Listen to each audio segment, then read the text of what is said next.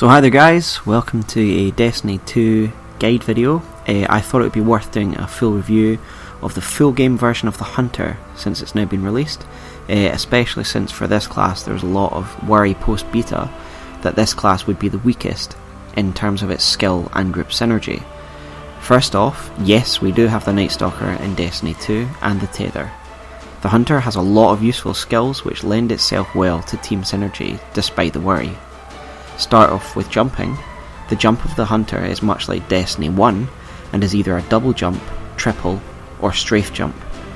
The Hunter's jump is very easy to control, in my opinion, because there's no gliding to judge like the others. It's all down to the timing of your follow-up jumps. The skill for the Hunter is the dodge, and there are two varieties, Marksman and Gamblers.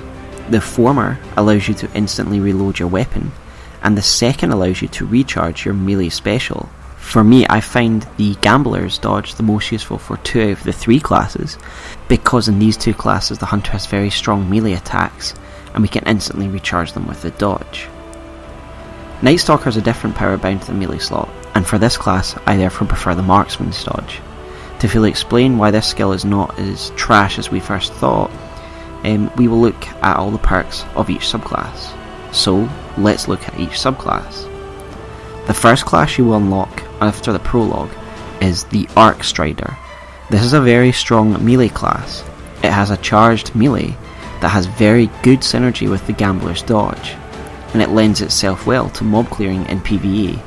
Its super will also give you easy rush kills in PvP and PvE.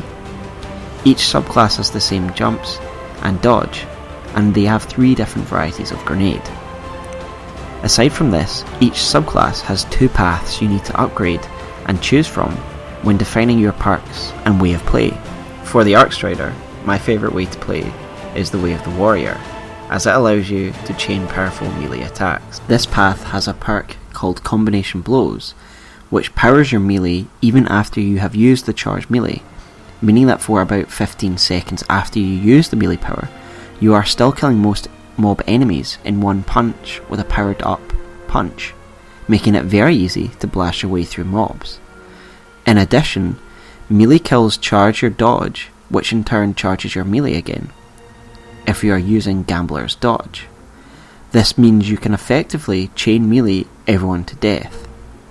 The Way of the Wind path is more about being resilient and stunning your enemies. It is more defensive, and for me does not take advantage of the Arc Strider's aggressive melee style of play. The super is very similar to the Blade Dancer of Destiny 1, and is excellent for clearing mobs and rushing enemies in PvP, especially its jump R2 RT attack, which is an area of effect attack.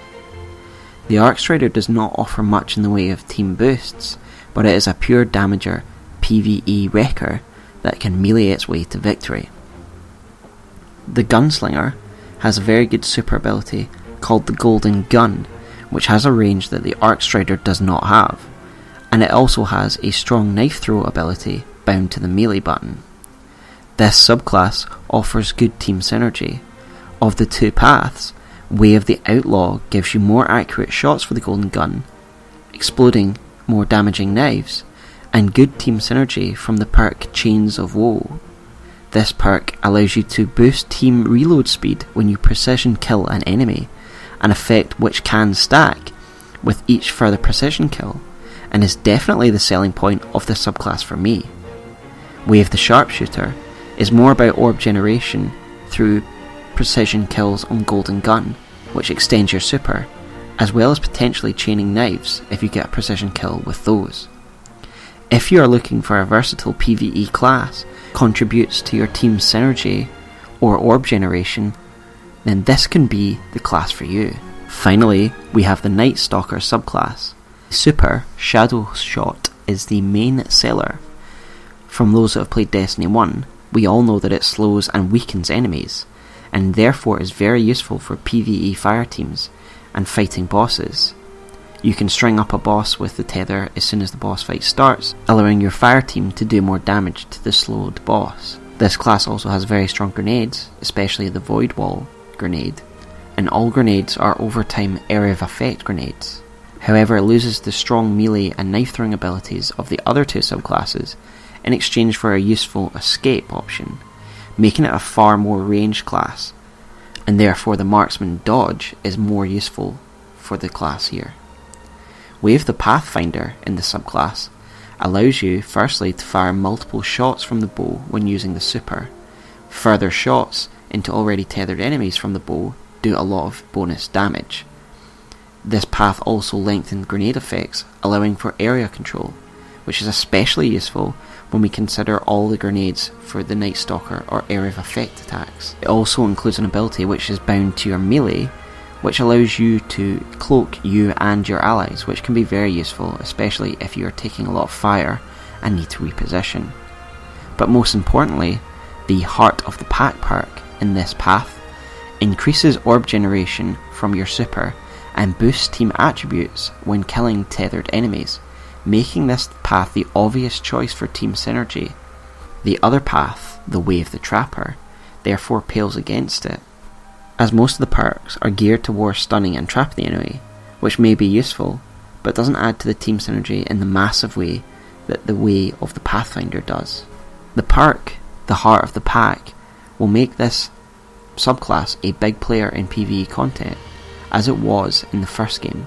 For this reason, I don't see the second set of perks, the Way of the Trapper, as much use, but overall, I can see this subclass being one of the most desirable in the game for endgame PvE content, and so Hunter mains should not be disheartened going into Destiny 2.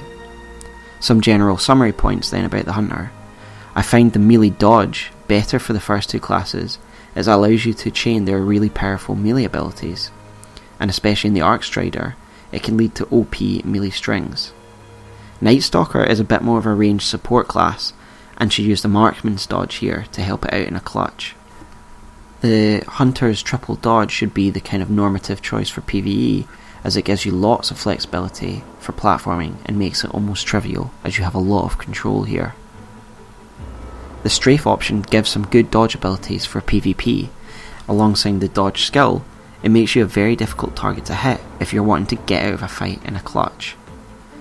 Both abilities attached to the skill allow you to reload or recharge during heated PvP exchange, which may well give you the edge.